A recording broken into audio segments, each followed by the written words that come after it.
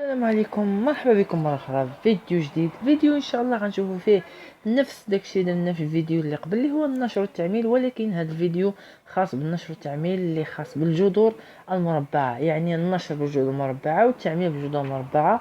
كذلك الشأن كيف درنا في الفيديو الأول بطريقة مباشرة أو متطابقة عامة أو بعمل مشترك أو التعميل بالمتطابقات العامة. ودرت واحد النموذج هنا، واحد التمرين تطبيقي نموذجي غناخدوه على عين الاعتبار ونخدموه حتى هو. ولكن نبداو اول حاجه كيفاش كتم عمليه النشر بتواجد جذور مربعه.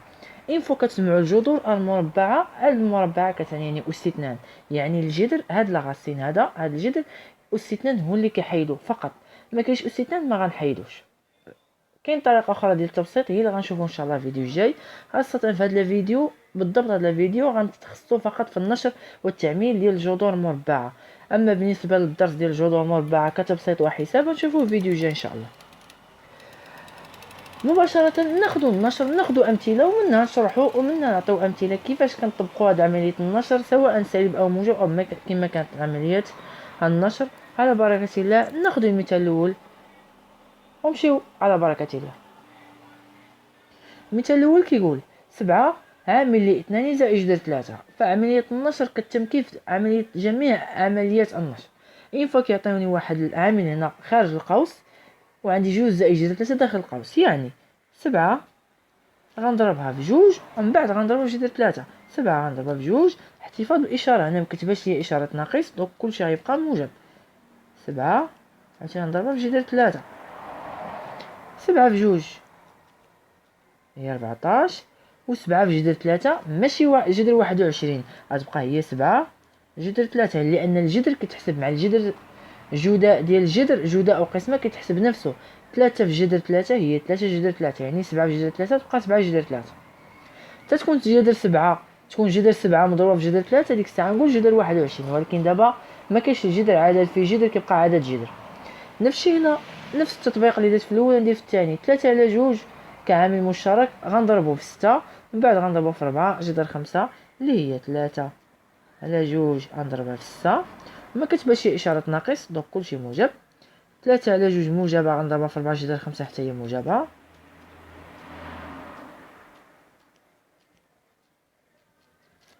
3 على جوج في 6، الا درت 6 اختزل مع جوج ولا ما باش ليا ندير 6 في 3 18، 18 مع جوج هي 9.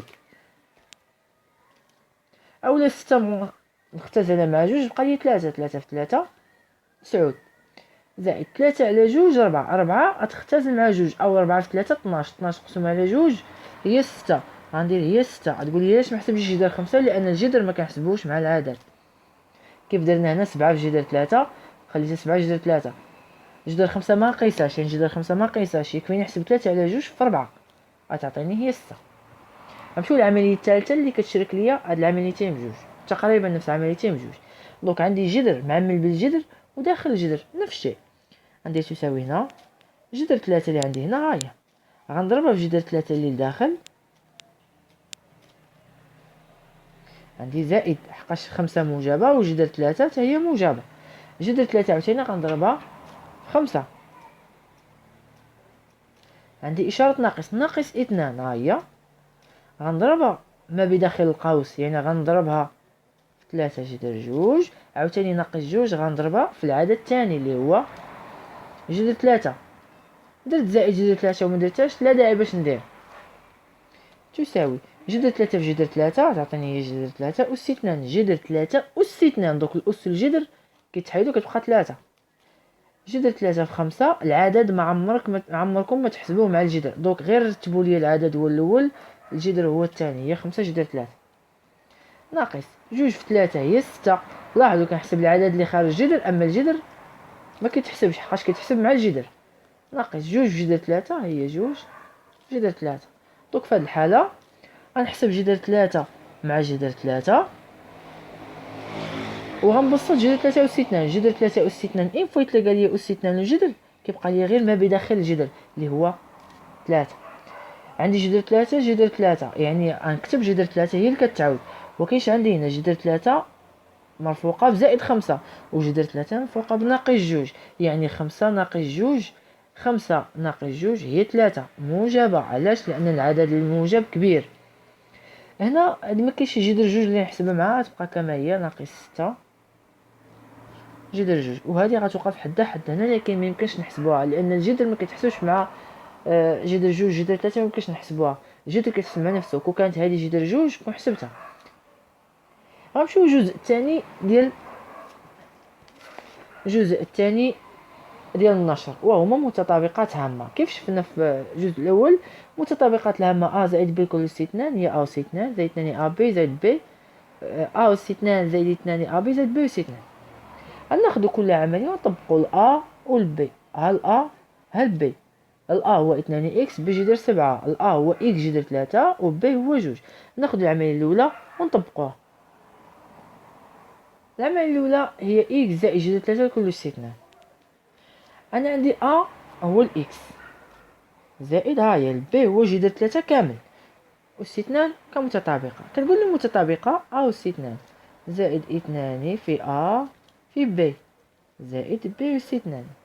الأ عندي هو إكس، دونك باش متلفوش هاد العدد هذا اللي كيبداو به بالأول سواء كان عدد أو حرف كتبوه في الأول وفي الثاني.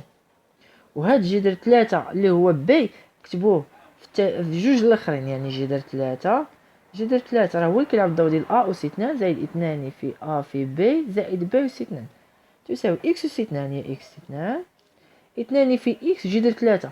دونك جوج نقدر نحسبها مع الإكس، ولكن ما نقدرش نحسبها مع جذر 3. جذر 3 ما يتحسبش، غتبقى هي 2 إكس جذر 3 زائد جذر 3 أس 2. الأس إن فوا كيتلاقى أس 2 مع هذا الجذر كنحذف الجذر، كنخلي غير ما بداخل الجذر اللي هو 3، وبذلك كتكون سالة المتطابقة العامة. نفس الشيء غنديرو المتطابقة الثانية. ناخدو العملية الثانية والثالثة ونرجعو لكم. العملية كتقول 2 إكس زائد جذر 7 كل استثنان. 2 إكس كتلعب الدور ديال أ، جذر 7 الدور ديال بي، زائد ها هي وهادي كاملة أس 2. دونك كتقول لي أ أس 2 زائد 2 في أ في بي زائد بي أس 2. الأ عندي هو 2 إكس اللي هو 2 إكس 2 في أ، والبي عندي هو جذر 7 بي أس 2 جذر 7 أس 2. دابا هنا غنبسط، جوج أس 2 هي 4، إكس أس 2 هي إكس أس 2، يعني كل ما بداخل القوس 2 إكس كاملة أس 2، 2 أس 2 هي 4، وإكس 2 هي إكس 2 زائد جوج في جوج غتعطيني هي 4، منساش هاد الإكس وجذر 7. لاحظوا الجذر ما كيتحسبش مع عدد وما كيتحسبش مع حتى شي حاجة إلا بعض الحالات الخاصة اللي غنطرقوا لها في الفيديو الجاي إن شاء الله. زائد جذر 7 أس 2. الأس والجذر إن فوا كيتلاقاو هاد الجوج كنخلي داكشي ما بداخل القوس اللي هو 7، وبهذا كنكون سالينا العملية بأسهل طريقة. ناخذ العملية الموالية. نفس الشيء أ أس 2 زائد 2 في أ في بي زائد بي أس 2. الأ عندي هو هذا هو إكس جذر 3، والبي هو جوج يعني إكس جذر 3. 2 أ 2 في أ في بي عندي هو جوج ها هو زائد بي أس 2 تساوي الإكس أس 2 هي إكس أس 2 مضروبة حتى جذر 3 أس 2 جذر 3 أس 2 زائد جوج في جوج هي 4، وهاد الإكس منساهاش، وجذر 3 كما قلت لكم جذر ما كيتحسبش، زائد جوج أس 2 هي جوج في جوج هي 4 تساوي عندي إكس 2 ها هي. ولاحظوا لي هادي جذر إكس أس 2 جذر 3 أس 2. الأس والجذر إن فوا كيتلاقاو كيبقى لي ما بداخل الجذر اللي هو 3، وديما كنسبق العدد على الحرف، وهادشي غيبقاو كما هو 4 إكس جذر 3 زائد 4. هذا فيما يخص المتطابقة الأولى اللي هي أ زائد بي الكل أس 2. غنمشيو لأ ناقص بي الكل أس 2. غنمشيو لأ ناقص بي الكل أس 2. الفرق بين أ زائد بي الكل أس 2 و أ ناقص بي غير هاد الجوج كتكون موجبة وجوج كتكون سالبة. يعني إلا جيت أنا هنا وهادي رجعتها ناقص ولات إكس ناقص جذر 3 يكفيني هادي رجعها ناقص وهادي رجعها ناقص. عاوتاني هنا هادي رجعها ناقص، جوج رجعها ناقص وهادي ناقص. نفس الشيء بالنسبة لهادي غتولي 3 إكس أس 2 ناقص 4 إكس زائد 4 غير الناقص غتبدل.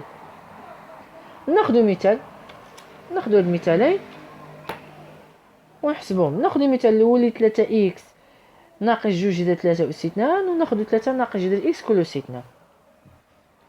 نفس الشيء ا ناقص ب كل أس 2 بحال ا زائد ب كل أس 2 غير الناقص كتبدل، يعني كتقول لي ا أس 2 ناقص 2 في ا في ب زائد ب أس 2. الأ عندي هو اللي كيبداو به اللي هو 3 إكس كامل، يعني 3 إكس كامل أس 2 كان 2 في ا. الب هو 2 جذر 3 ب أس 2 2 جذر 3 أس 2. عندي تساوي 3 إكس 2 3 أس 2 هي 9 إكس أس 2 غتبقى إكس 2. 2 في 3 هي 6. لاحظوا معايا 2 في 3 6 6 في 2 12. دونك غندير 12 وما ننساش الإكس وما ننساش جذر 3 هي 12 إكس جذر 3 حسبت هي 2 في 3 في 2 لأن الجذر ما يتحسبش مع الجوج. زائد لاحظوا لي أنا 2 جذر 3 كل أس 2 2 أس 2 هي 4 جذر 3 أس 2 جذر. فيما تسمعوا الأس والجذر خليو غير العدد اللي داخل الجذر. وفي هذه الحالة في الأخرى تعطيني 9 إكس أس 2 ناقص 12 إكس جذر 3 3 في 4 12. وغتبقى بحال هكا ما يمكنش نحسب هذه مع هذه، ولكن حتى شي حاجة نحسبها مع الأخرى. العملية الأخرى 3 ناقص إكس لكل أس 2 نفس الشيء أ أس 2 ناقص 2 في أ في ب زائد ب أس 2. الأ عندي هو 3 الب عندي هو جذر إكس جذر إكس 3 أس 2 9 2 في 3 هي 6 وما ننساش جذر إكس زائد جذر إكس أس 2 هي إكس. وكنكون ساليت العملية ببساطة. دابا هادشي اللي كاين في التعميل، وهادو بعض مقتطفات من التعميل. كيف ما كان نوع التعميل طبقوا غير نفس الخاصيه، لان نفس الخاصيه غتلقاوها نفس الشيء ا زائد بي نفس التعميل نفس الطرق ما كاينش اختلاف.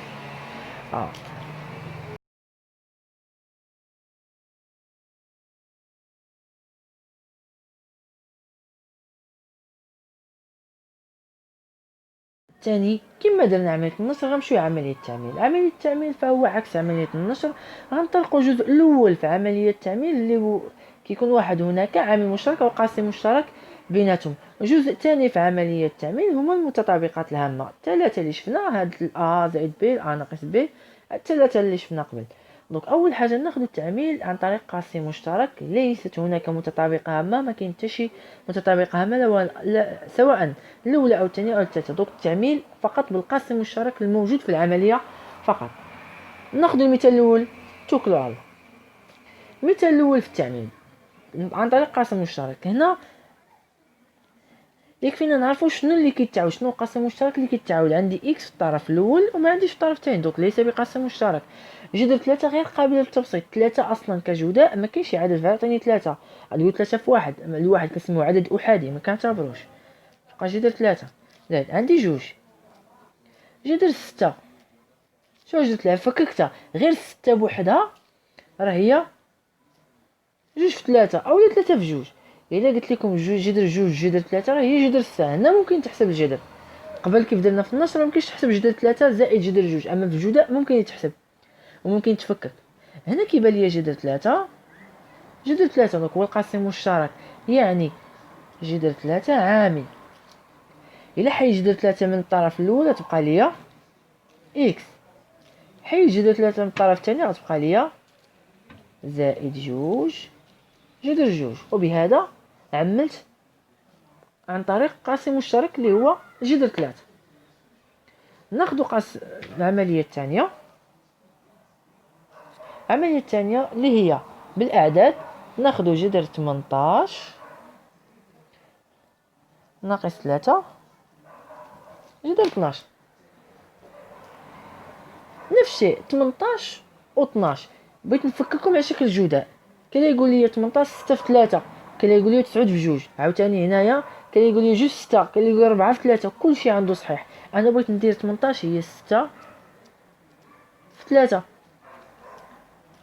3. هاد 3 خليتها كما هي 12. بغيت ندير لها مثلا هي 4 في 3. كاين اللي غيدير 9 في 2، كاين اللي غيدير 2 في 6. مثلا درت انا 6 في 3، غندير مثلا 2 في 6، وكلتا الحالتين صحاح.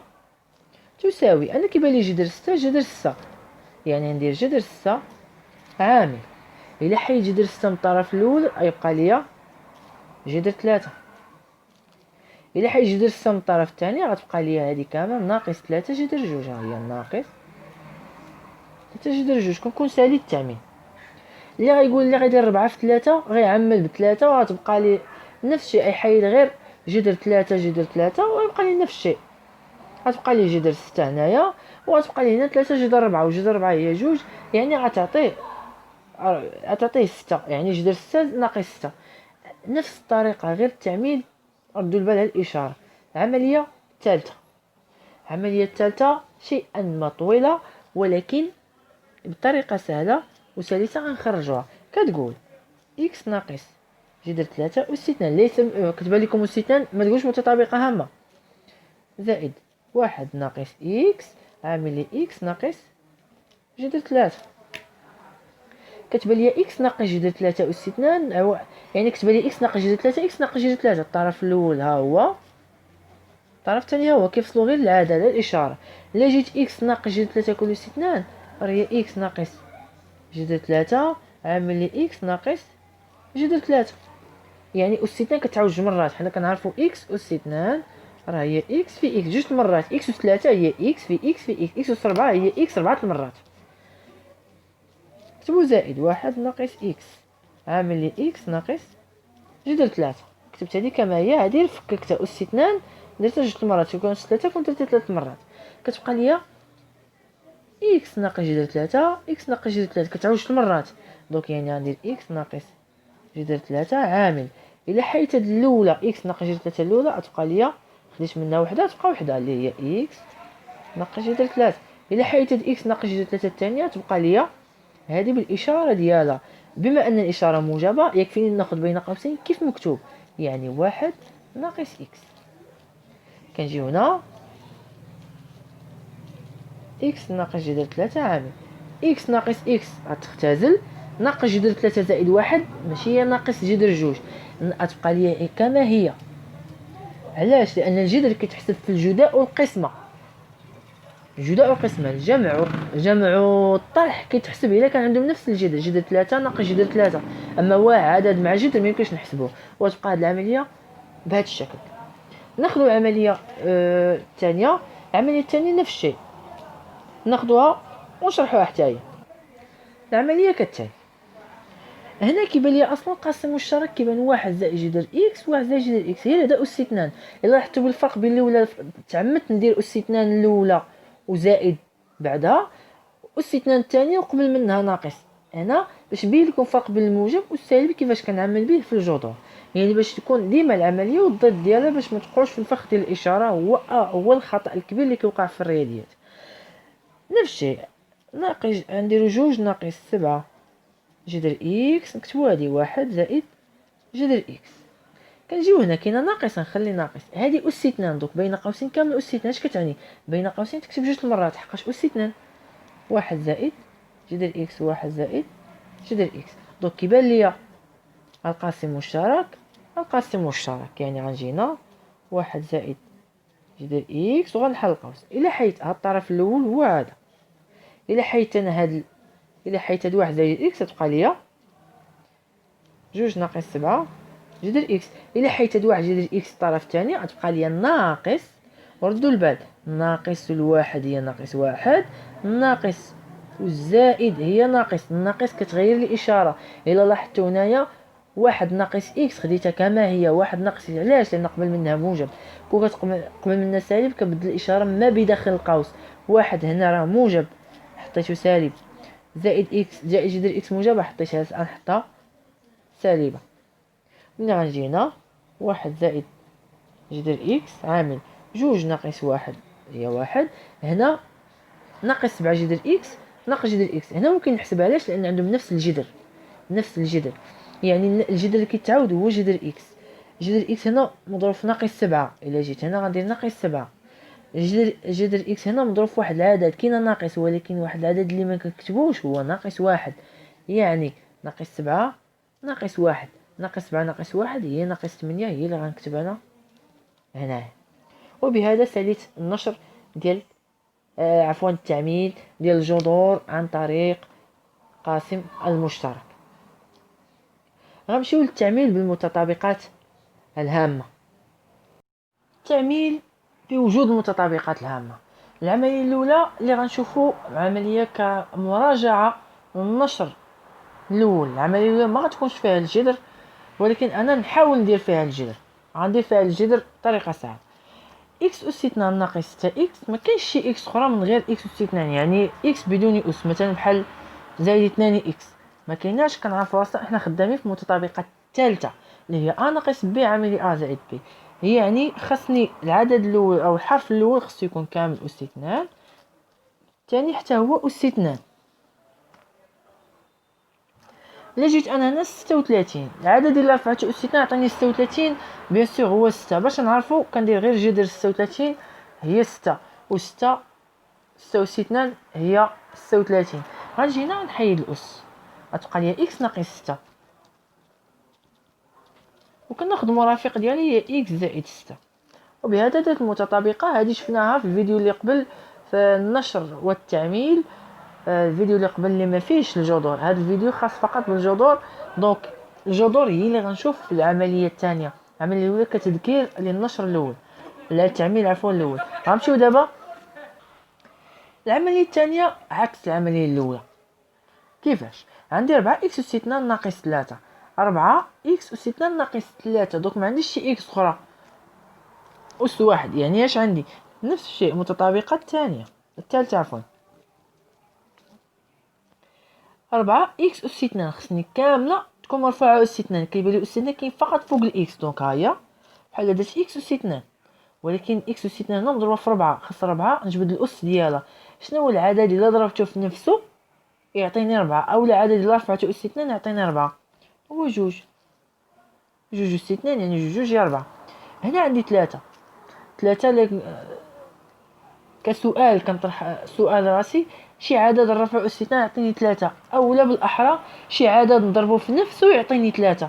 غنقلبو ما نلقاوش. بصفه عامه غنجيو غنديرو جذر 3. دوك الاعداد اللي قابله للتبسيط بحال 36 49 25 16 4 64 81 هادو فيهم اس، بحال 3 5 7 17. هذوك الاعداد اللي ما كيكونوش في الجداء، واخا كيكونوا في الجداء وما عندهمش العدد اللي كيضرب في نفسه، كندير لهم جذر فقط. يكفيني نحيد اس 2،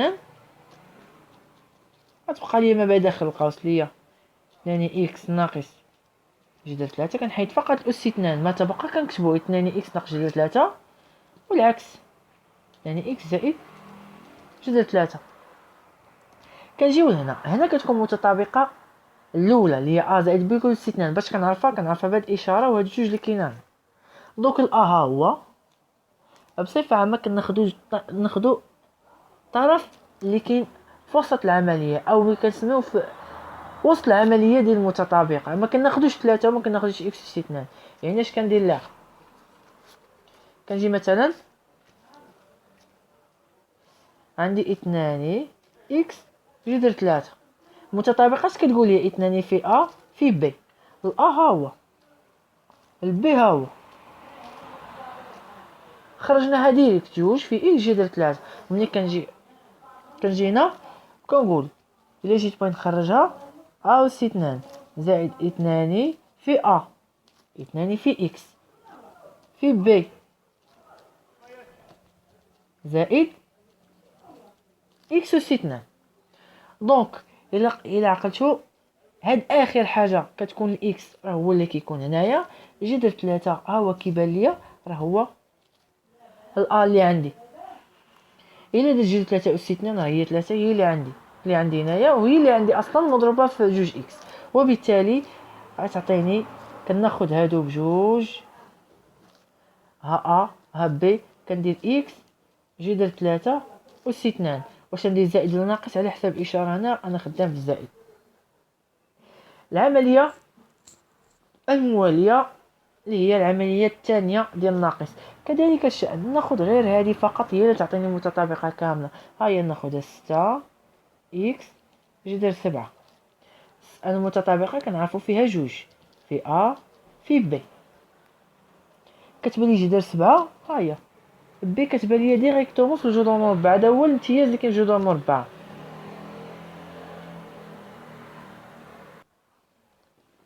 عفوا هنا غندير 7، لحقاش العدد اللي كيكون داخل الجذر هو اللي خصو يكون هنايا طبيعة الحال، ضروري خصو يكون تما. ولاحظوا معايا دوك البي كنعرفوها هي جذر 7 هو اللي عندي. حيد جذر 7، جوج فاش نضربها تعطيني 6 إكس. جوج الإكس كاين، جوج فاش نضربها تعطيني 6 هي 3. دونك ها الأ وها البي. باش نستنتج منها كتبان لي 9 إلا بغيت نرفعها أس 2 هي والإكس ديالها 9 إكس أس 2 كتبان لي هي 3 إكس أس 2. إكس أس 2 ها هي 3 أس 2 هي 9 ها هي. و7 بغيت ندير رفع شي عدد الأس ويبقى لي نفسه، يكفيني ندير لي جذر ونرفعو أس 2 بحال درت جذر أس 2 ولا حيد جذر أس 2 بحال. اولا كندير بالاحرى هذه، وكنصحكم ديروا هذه باش كتبان لكم العمليه ديريكتومون. يعني هنا ملي غنجي هنا غنعرف بان هاد 3 اكس هي اللي غترفع اس 2. 3 اكس 2 ناقص جوج، كنكتب هذه اللي هنا عندي هنا 3 اكس في جذر 7 زائد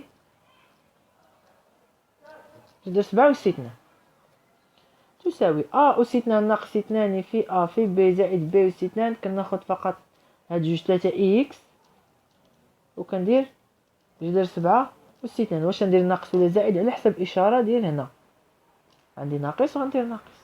دونك هي 3 إكس ناقص جذر 7 الكل أس 2. وبهذا خرجنا التعميل بطريقة عادية. غناخدو واحد تمرين نموذجي، غناخدو تمرين نموذجي وغنلخصو فيه تقريبا هادشي اللي درنا قبل. التمرين كيقول عطيك واحد التمرين، السؤال الاول سؤال فيه جوج اسئله، وكيجي اسئله فيهم شويه الذكاء. اول حاجه انشر، ناخذ العمليه وننشروها.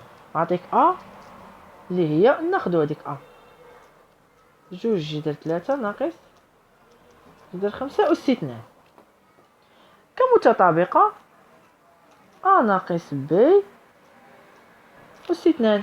يعني كتقول لي متطابقه أس 2 اللي هو جوج جذر 3 ناقص 2 في في ب زائد ب أس 2.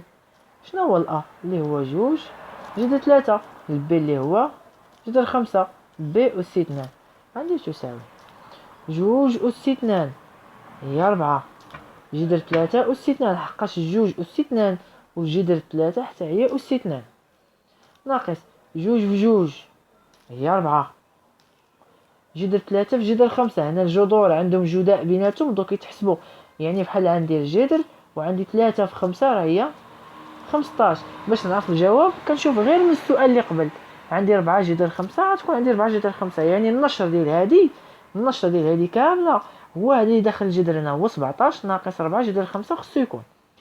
غنمشيو بشويه، جذر 5 أس 2 هي 5 تساوي 4 جذر 3 أس 2. إيفوا تسمعوا الأس والجذر خليو غير العدد اللي داخل اللي هو 3 ناقص 4 جذر 15 زائد 5. 4 في 3 هي 12. غنجيب حداها 5 زائد 5 ناقص 4 جذر 15، حقاش ما غتحسبش فيها الجذر، كتحسب في الجداء. دابا مبقى الجداء لا والو. 12 زائد 15 هي 17 و4 جذر 15 غتبقى 17 ناقص 4 جذر 15 هي اللي عندي انا داخل الجذر. هذا كسؤال الاول، هذا كنشر ديال جوج جذر 3 ناقص جذر 5 الكل أس 2. وشوفوا السؤال الثاني استنتج، يعني ما غديروا حتى شي عمليه صعيبه، استنتج تبسيطا للعدد ب. ناخذ ب حسبه كبيره، ب كتساوي عاطينك جذر 17 ناقص 4 جذر 15 وعاطيني واحد العدد خارج اللي هو ناقص جوج جذر 3 بوحدو. فيما يقول لك استنتج، عرف انك تستنتج غير انطلاقا من الجواب اللي قبل. اي استنتاج، ماشي في التمرين في الجداء او في الجذور او النشر او متطابقات او الطاليس ولا اي حاجه تخرجوها. الاستنتاج دائما الجواب ديالو هو السؤال اللي قبل. نمشيو بشويه. عندي جذر، ها هو الجذر، هادشي اللي غندور عليه. 17 ناقص 4 جذر 15 حسبناها، هي هادي. شنو هي اللي حسبت عطاتني؟ هادي يعني غنهز هادي غنحطها داخل، غتولي هنايا 2 جذر 3 ناقص جذر 5 أس 2. هادي واخا حتى مشكل، هاد أس 2 هذا، هاد أس 2 وهاد الجذر ملي كيتلاقى أس 2 والجذر كنحيدهم بجوج، اش كتبقى ليا؟ كيبقى ليا داكشي اللي داخل القوس. دونك الجذر أس 2 تمشي تبقى ليا هي 2 جذر 3 ناقص جذر 5. هذه ما فيها لا أس 2 لا والو، ما كاين لا تبسيط لا والو. كتب لي 2 جذر 3 ناقص 2 جذر 3 عددان متقابلان، وفي الاخر تبقى ليا ناقص جذر 5، ونستنتج تبسيطا لها هي ناقص جذر 5. وبهذا كيكون سالت عمليات النشر والتعميل ديال الجذور المربع، خاصة فقط بالجذور المربعة. وبهذا كنقول لكم خدموا مزيان وردوا البال الاشارات، لان الاشارات هما العائق الوحيد اللي كيكون في العمليات، هما اللي كيقولوا واش العمليه صحيحه ولا خطا. اما المتطابقات راه كلشي عارف، زائد بي كل ستنا شحال كتساوي ناقص بي، كلشي عارفه، ولكن التركيز وشويه الفكر راه العمليه تخرجوها باقل جهد وباسهل طريقه. ما تعقدوش الامور، وكنقول لكم نتمنى لكم خير. اللي ما تابوناش يتابونا في لاشين، كاين مزيد ان شاء الله، وكلشي غيكون فيه الخير. ونخليكم على خير، والله ينجحكم والله ينجيكم من هذا الوباء.